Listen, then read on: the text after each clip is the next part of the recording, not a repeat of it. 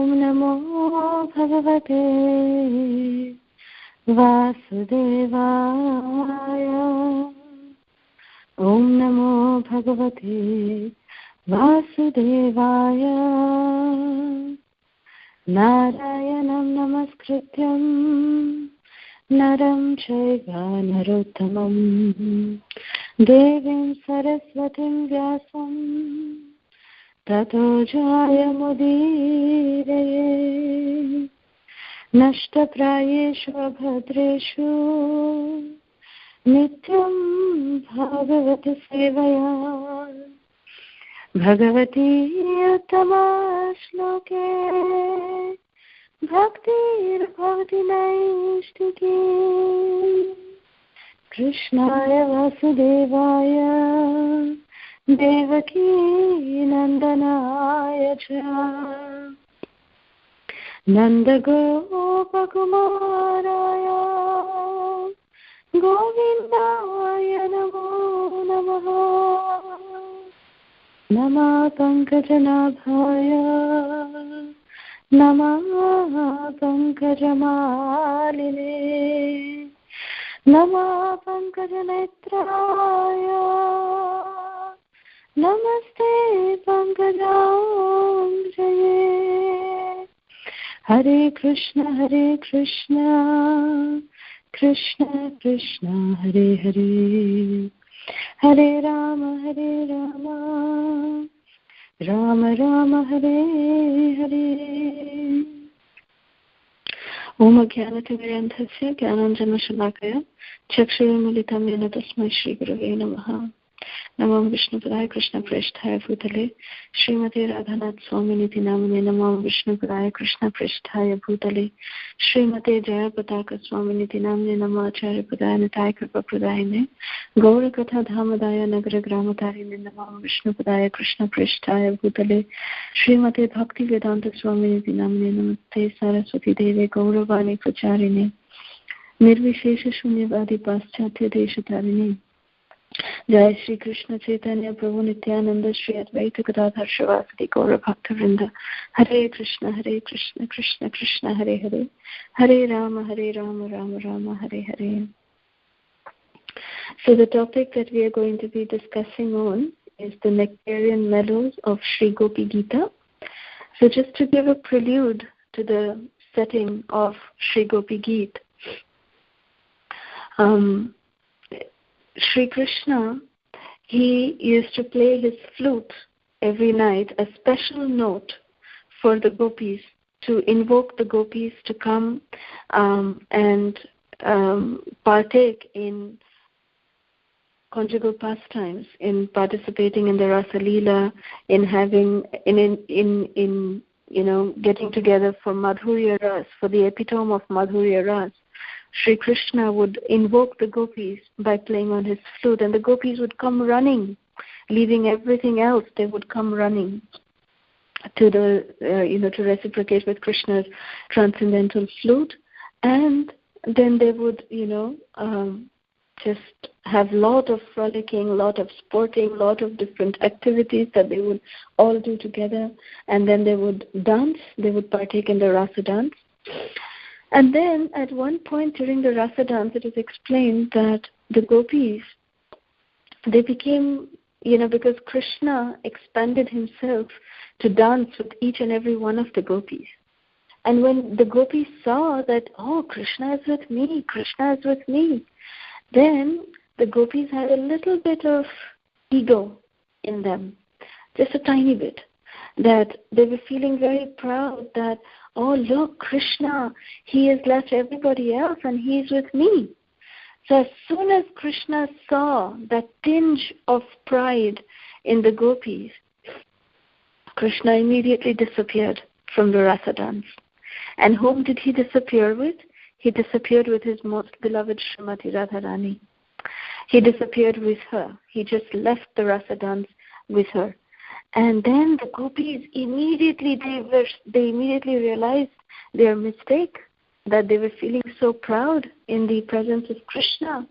So immediately they just, had that mood of surrender, and they started begging and they started looking for Krishna, searching for Krishna.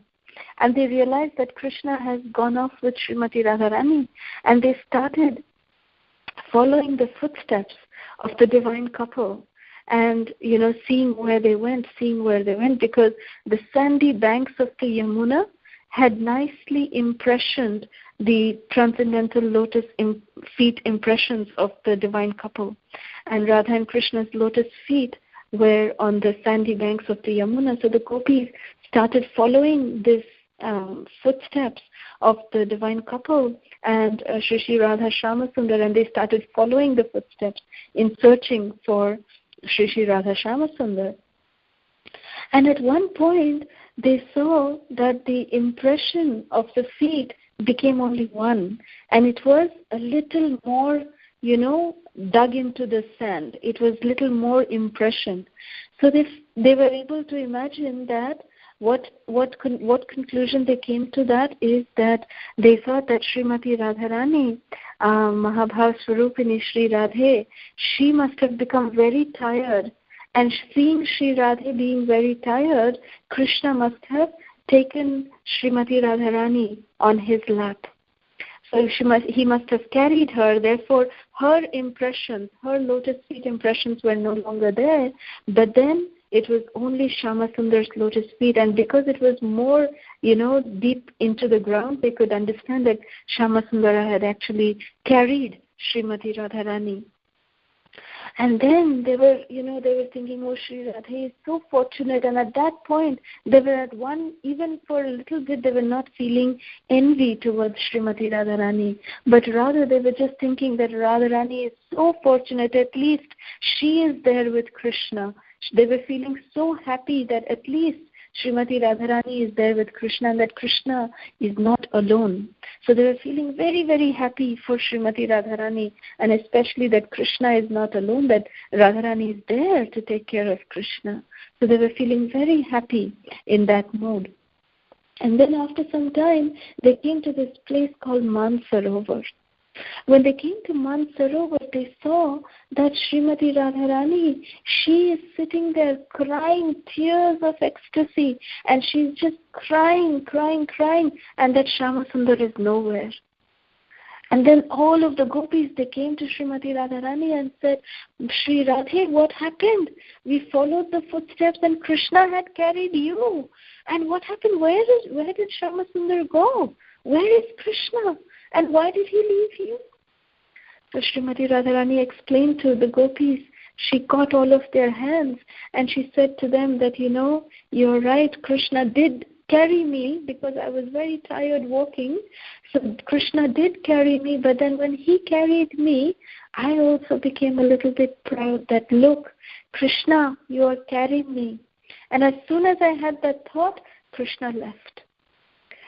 Because Srimati Radharani explains that Krishna can tolerate anything in a devotee.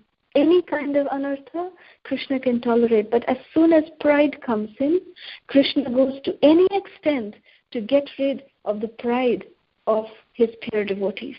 Krishna can do anything, like how he lifted Govardhan Hill to crush the pride of Indra. So like this, Krishna can do anything to get rid of the pride, because pride, when it comes, it kind of blinds us. So when pride is there, we cannot purely serve Krishna. We cannot be selfless. And love has to be selfless. So when pride comes in, it becomes a little bit selfish.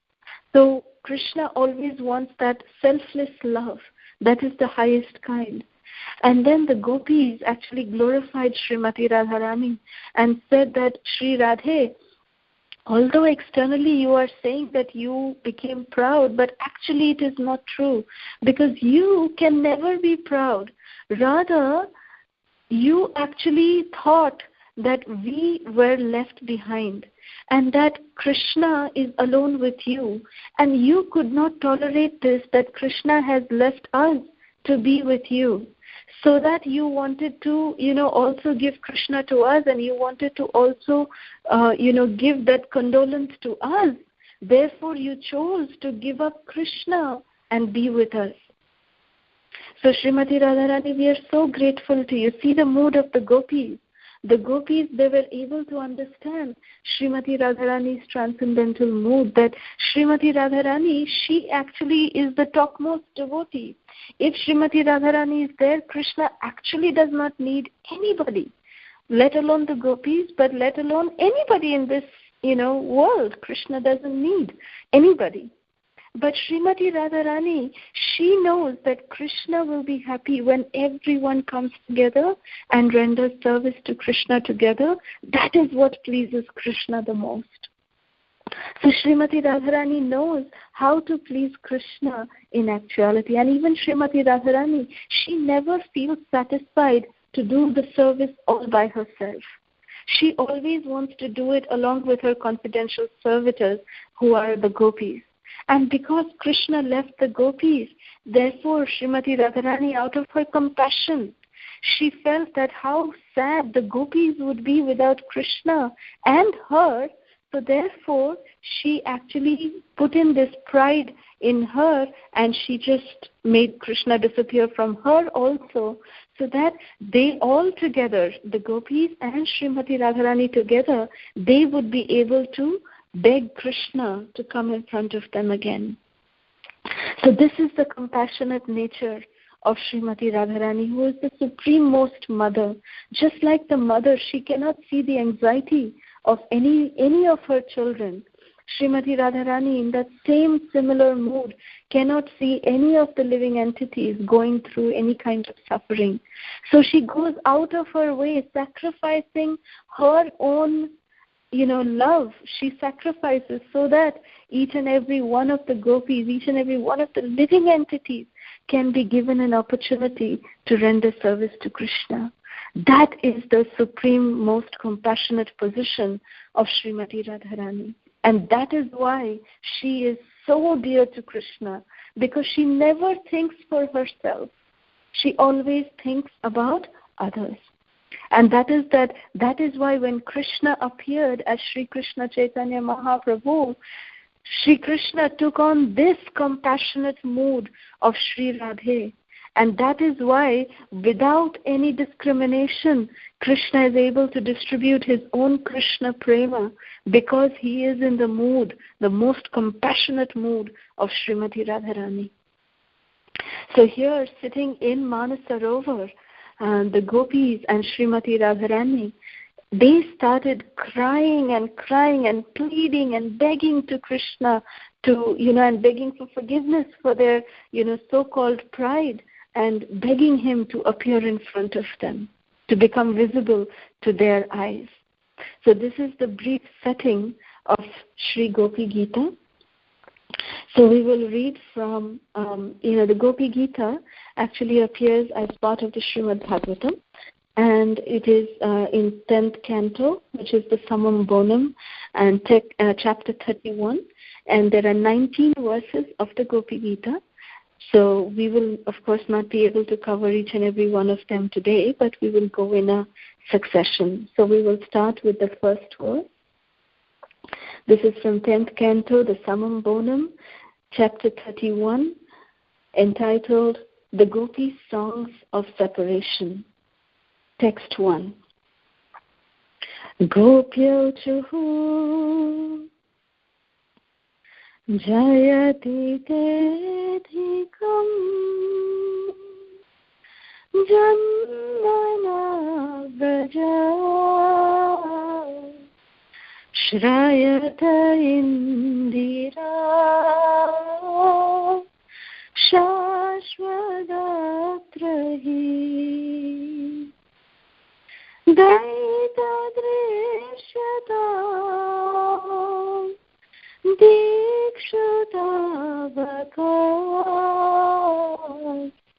Tvai Dhrita Savat Tvam Vichinvate. Translation. The Gopis said, O beloved, your birth in the land of Vraja has made it exceedingly glorious, and thus Indira, the goddess of fortune, always resides here. It is only for your sake that we, your devoted servants, maintain our lives. We have been searching everywhere for you, so please show yourself to us. So here, the first verse, Srila Shukadev Goswami is saying, Gopya Uchuhu, means all the gopis together. There were millions and millions of gopis, and the gopis, along with Srimati Radharani, they are actually singing this Gopi Gita. So that is why it is said it's not Gopi Uvacha, which means a single gopi, but rather it is Gopya. Gopya means many. And Uchuhu means together. They all said these verses. And Srila Radha Govinda Maharaj, His Holiness Srila Radha Govinda Maharaj is such an amazing personality. We are so fortunate in our movement that, we have such a dear disciple of Srila Prabhupada, Srila Radha Govinda Maharaj, who has, so beautifully narrated this Gopi Gita. And Maharaj says, so most of my talk today and in the consecutive ones will be based on the teachings from Srila Radha Govinda Maharaj and Srila Radha Raman Maharaj, and also some of the other disciples of Srila Prabhupada, our Guru Vargas. So I will be basing my talk on the words spoken by these great personalities. And although at this point I would like to also mention that I am definitely not qualified to talk about this esoteric subject matter. This is the 10th canto, it is the summum bonum, as it is mentioned by Srila Prabhupada, that we are definitely not qualified, especially myself, to even speak on this, such an esoteric and deep transcendental subject matter. But our only hope is that if we can truly repeat the words of our acharyas, then, we have some hope to at least understand, like a dwarf trying to touch the moon.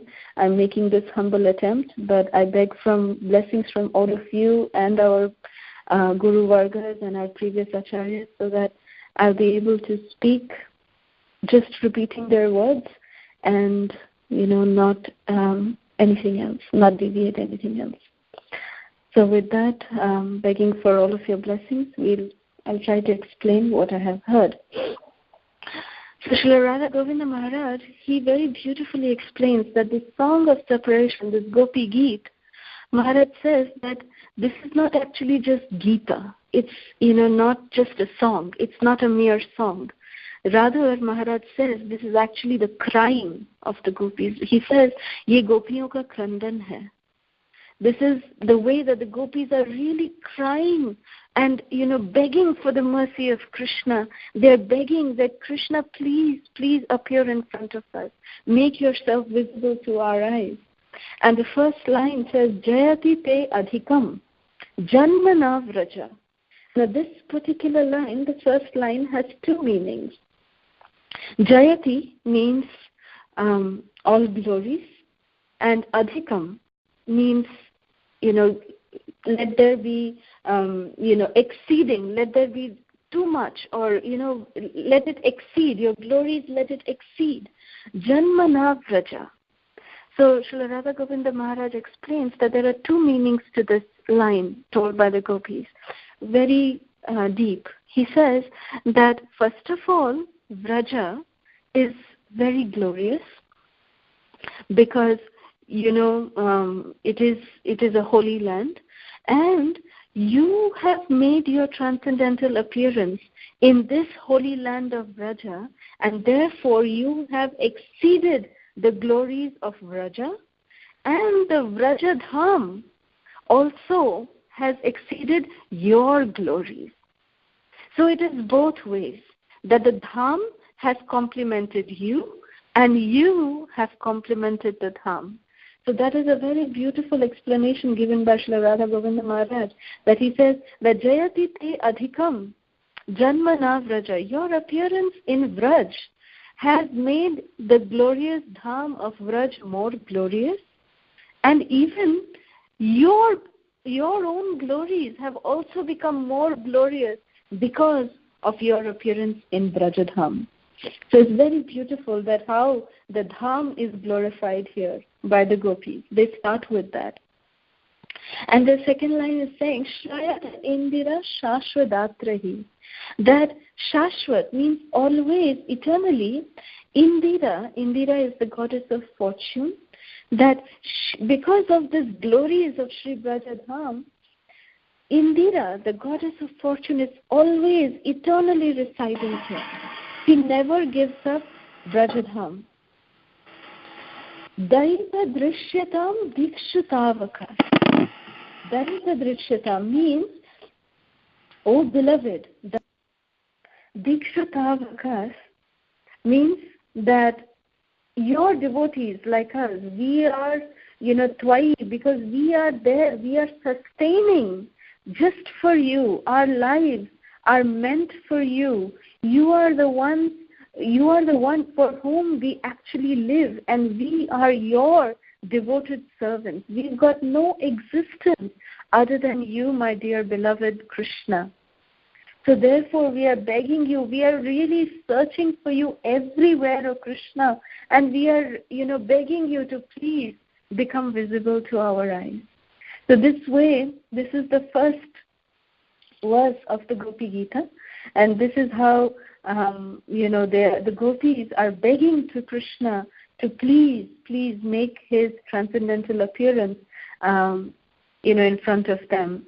And it will be revealed later by the Gopis that they will understand, they will say that, Krishna, you are actually present everywhere, but you just have to become visible to our eyes. You have to allow us to see you.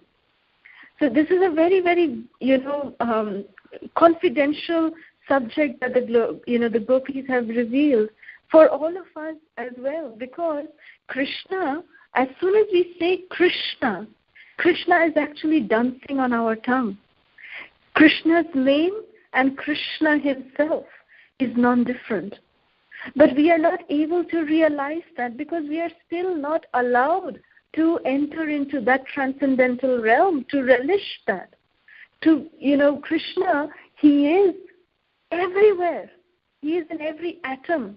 So why aren't we able to see Krishna? Because our eyes are not tainted with the salve of love. As is said in the Brahma Samhita, Lord Brahma says, Premanjana Shurita Bhakti Vilochanena Shanta Sadaiva Hridayeshu Vilokayanti Yam Shama Sundaram Achintya Gunaswarupam Govindamadi Purusham Tamaham bhajami. So, Lord Brahma is saying that unless our eyes are endowed with the salve of love, prema anjana. Anjana means kajal, and prema means the kajal of love.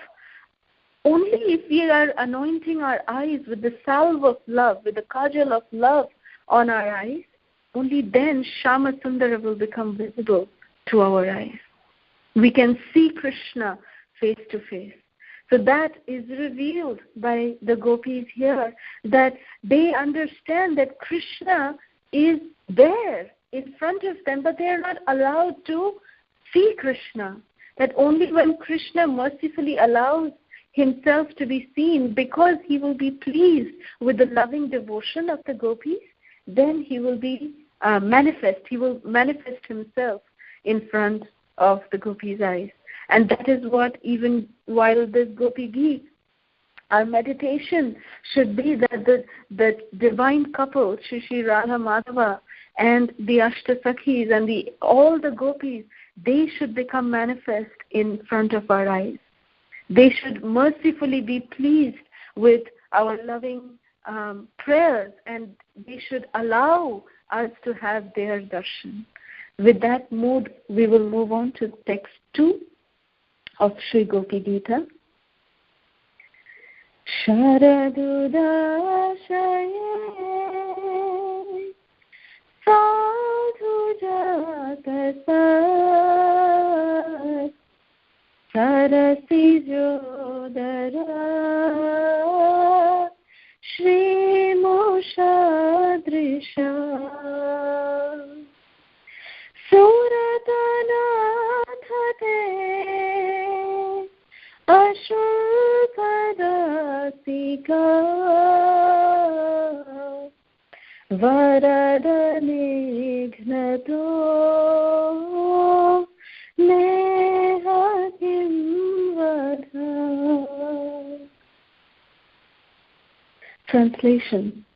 O Lord of love, in beauty your glance excels the whirl of the finest, most perfectly formed lotus within the autumn pond.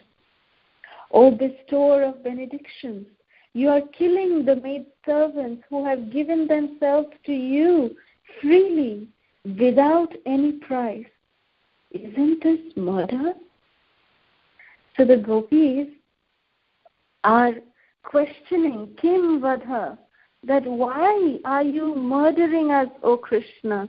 And how they are glorifying Krishna in the first line is very beautifully. The Gopis are saying that Sharadu Dasaye Sadhu Jatasat. Sadhu Jat means Sharasi Jodara Shri Mushadrisha, means in the autumn season, Sarasi means the lotus flowers. So first of all, the lotus flowers are very, very auspicious. They are, so auspicious, of course, because of their soft nature. They are very, very captivating fragrance that they emanate. And, of course, their beauty, the elegance with which the lotus blooms. And also there's one very important reason why every limb of Krishna's body is compared to the lotus flower. We say lotus face, lotus eyes, lotus feet, lotus hands. We say everything, lotus navel. We say everything in connection to the lotus. And there's a very special reason, apart from all the reasons that I just gave, there's one very special reason why the limbs of Krishna's body is compared to that of the lotus. It is because the lotus, it grows in a little pond.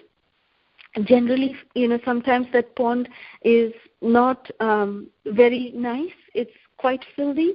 But the lotus, it grows out of that filth and it goes beyond that filth. And the waters of that pond cannot even stay for a moment on the lotus flower nor the lotus leaf. It immediately drops off. It immediately falls away. So although that lotus flower is, emanating in that, little pond, but it is not part of that pond. So similarly, when Krishna makes his transcendental appearance in this material world, Krishna is not bound by the rules of this material world, nor is his transcendental body a part of this material world. Krishna is completely transcendental. Although he is in this material world, just like that lotus flower is untouched by the waters of that little pond, similarly Krishna is untouched by any material modes or any material realm. So that is one very important reason why Krishna is always compared to the lotus flower, because apart from the lotus flower's beauty, fragrance, softness, and the general appearance of the lotus is so enchanting. But because of this special feature of the lotus that it is not part of, the place where it is emanating from, therefore Krishna's transcendental limbs are compared to that of the lotus. So the Gopis are saying that you are yourself a lotus flower. You are Sarasijo. Sarasija means a lotus flower. You are like that lotus flower. But the Gopis are saying you're not just any lotus flower. There are many kinds of lotus flowers, right? But the gopis are giving specifically what kind of lotus flower is Krishna. They're saying, Sharadudashaye. In the autumn season, the autumn season is a very, very special season for the blooming of a very, very special kind of lotus, which is called, sadhu jata. The jat of that lotus, the caste of that lotus is sadhu. Sadhu jata sat. That is the special quality or the special feature of that particular lotus which blooms in the autumn season. It is sadhu jat. It is sadhu jata, means it is very, very, very auspicious, extremely auspicious. And you are that lotus flower, our dear Krishna. That is the lotus flower you are. So unique, so, rare, but extremely, extremely auspicious. Surata nathate ashulka dasika. I particularly, when I was listening to this explanation of this third line of this Gopi Gita, of course, our hard hearts, very seldom, we have some tears in the eyes, but the way the gopis are putting themselves in such a, humble position, they are saying, we are not just your dasis, Krishna, we are not just your maid servants, but we are ashulka dasika. Shulka means those who get paid. They get some mulya. Shulka means they get reward for their servitorship. When we have any maid servants at our home, we pay them. They are called shulkas. But the gopis, they are telling Krishna, we are your ashulka dasika. Ashulka means we are your unpaid maid servants, which means whether you pay us, whether you don't pay us, whether you come upon us and you trample upon us or you embrace us, whatever you do, Krishna, to us, we are your servants unconditionally. That is the mood of the gopis, that we have completely sold ourselves to you without any price. There is, without any price, we are just your sold out servants. Hey Natha. O Krishna, we are your sold out servants. And Varada Nignato, Neha Kim Vadha. Instead of giving us at least the blessing of your darshan, Varada Nignato, what you're doing, you are coming and just Vadha, you're just coming and murdering us. And by not being visible to our eyes, it is as good as murdering us. That is what the gopis are saying. That Krishna, please don't do this to us. That, we have no life. You are our life. That without you in front of us, how can we even, survive?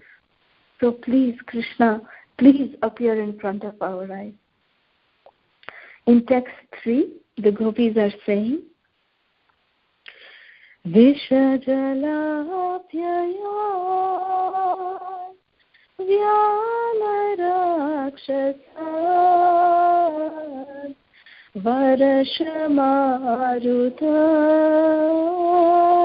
Vaidyutanala Vrishamayatmaja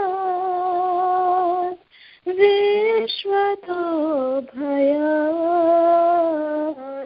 Rishabhate Vayum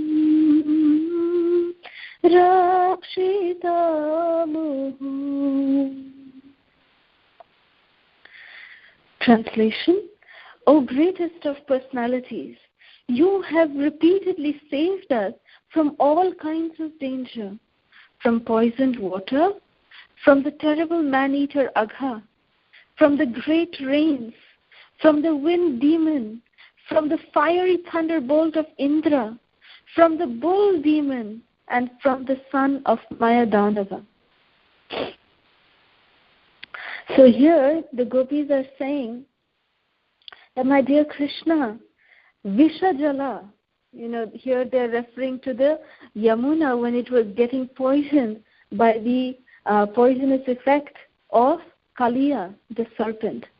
So Vishajala, you saved us from that poisonous waters of the Kaliya serpent. You saved us, Vyapyayad. You saved us from the water that was contaminated and poisoned by Kaliya. Vyala Rakshasad. Vyala means very fearsome, but Vyala also means the snake. Rakshasad. This in reference is specifically meaning Aghasura. Vyala Rakshasad means Aghasura. So Krishna has saved us from even Aghasura by killing that demon Aghasura.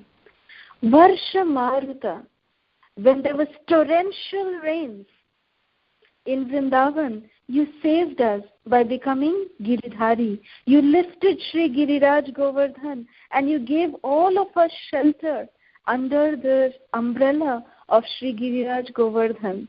You saved us from the torrential rains which were sent by Indra. Marutad, the wind demon Trinavarta, when he came, you saved the entire Braj. The Trinavarta was carrying, the entire Vrindavan was under the cyclonic effect of Trinavarta, but you killed Trinavarta when you were just a little baby. You killed Trinavarta and protected all of us. Vaidyutanalat. When Vaidyuta means the thunderbolt. When Indra was striking his thunderbolt on us, you protected us from that also by, giving us the shelter of Sri Giriraj's umbrella. Vrisha. Vrisha means the bull demon Arishtasura. Of course, at this point, Arishtasura, we know after killing this bull demon, Srimati Radharani and the Gopis, they refused the touch of Krishna because the Gopis and Radharani, they said that Krishna, you've become contaminated and you've got the sin of killing a bull. Therefore, we are not going to allow you to touch us. And then Krishna said, oh, so what should I do? So then the Gopis and Radharani said, go and take bath in all the tirthas and then you can come and touch us. And then Krishna said, who's going to go around and go to all the tirthas? I will invite all the tirthas right here in Brajadham. So Krishna, he took his left feet and then he just struck on the ground and it made a huge impression. And then Krishna invited all the tirthas, Ganga, Yamuna, Saraswati, Narmada, Sindhu, Kaveri, everyone, all of the personification of the rivers, they all came, all the tirthas, they came and they entered into the reservoir of this kunda made by the impression of Krishna's left lotus feet. And then Krishna took bath and that kunda came to be known as Sri Shama Kunda. And then the Gopis and Radharani were so happy and they came running to Krishna. As soon as Krishna came out from taking his bath, they came and ran to Krishna to embrace him. And then Krishna said, stop, no. Now you all have become, you all have become sinful because you told me, I am the Supreme Personality of Godhead, you told me that I have become touched by sin. So therefore you all have committed sinful reactions now. You all have got the sinful reactions. Therefore you should also take bath and get yourselves purified. So Srimati Radharani and the Gopis were very embarrassed. They said, yes, that is true because Krishna, he is the Supreme Transcendental Personality of Godhead. How can he be touched by any sin? So that was a mistake. Radharani said, yes, that is a mistake on our part. So therefore, yes, we will take bath. So then Krishna said, okay, come, take bath in my kunda. This is Shama Kunda. Take bath here. So Radharani said, who's going to take bath in your kunda, Krishna? It has all your sins is washed over there. We don't want to take bath and touch those waters also. We'll make our separate kunda. And then the Gopis and Srimati Radharani, they started digging their own kunda right next to Shama Kund. And then, they were digging with their, soft lotus hands, and they were getting very tired. So then they took out their bangles, and then they started digging. And then therefore one of the other names of Sri Radha Kund is also Kangan Kund, because the Gopis and Sri Radhe, they dug that kunda with their kangan, with their bangles. So it is also very famously known as Sri Kangan Kunda. And then after the kunda was dug and everything, it was a huge, reservoir. And then Krishna said, okay, now you did the digging. How are you going to fill it in with water? So, should I ask all the tirthas to come to your kunda? Then Radharani said, no way. I don't want your tirthas to come to my kunda. I will get water from Manasi Ganga. And then Srimati Radharani, she lined up all of her, beautiful gopis. They stood in line, and with golden water pots, they started filling water from the Manasi Ganga, which is around almost, 3.5 kilometers away. Manasi Ganga is that distance. And Radharani made that whole big line, and they were passing down golden pots of water from Manasi Ganga and then pouring it into Sri Radha Kund or Kangan Kund.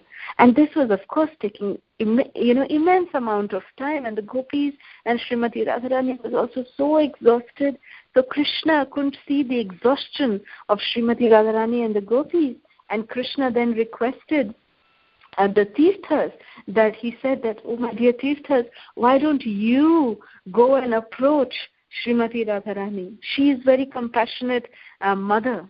So when you go and approach her, she will definitely give permission for all of you to enter into her kunda. So then by being instructed by Krishna, the tirthas personified, they came in front of Srimati Radharani and they begged Srimati Radharani that, my dear mother, please allow us to enter your reservoir. And then Srimati Radharani immediately, because she cannot see her children in anxiety, Srimati Radharani immediately gave them permission that yes, of course, please come inside. And then, as this shows that when Srimati Radharani, when she's dealing with Krishna, she's in a different mood. Just like a lover, and how the lover deals with her beloved. There is mood of competition, there is mood of challenge. All of that increases their rasa. But whenever, anyone takes shelter of Srimati Radharani, she immediately, manifests her motherly compassion to them. So immediately, Srimati Radharani allowed the tirthas to enter into her kunda, and the tirthas, they just broke in from Shama Kund, and they entered into the waters, entered into the kunda of Srimati Radharani. And the Srimati Radharani and the gopis, they all took bath in Sri Radha Kund. And Krishna himself also took bath in Sri Radha Kund. And Krishna declared that day that anybody who takes bath in Sri Radha Kund will be blessed with Krishna Prem, because this is the liquid mercy. It is the liquid form of Srimati Radharani herself. Krishna himself declared this that particular day. So, whenever we talk about Arishtasura, if we don't mention this pastime, I feel that, we are not doing proper justice to the pastime of Arishtasura. So because of this killing of this demon, Arishtasura, we have the physical manifestation of Sri Radhakund and Sri Shamakund. So Krishna has even killed Arishtasura, and then he has also killed Vyomasura.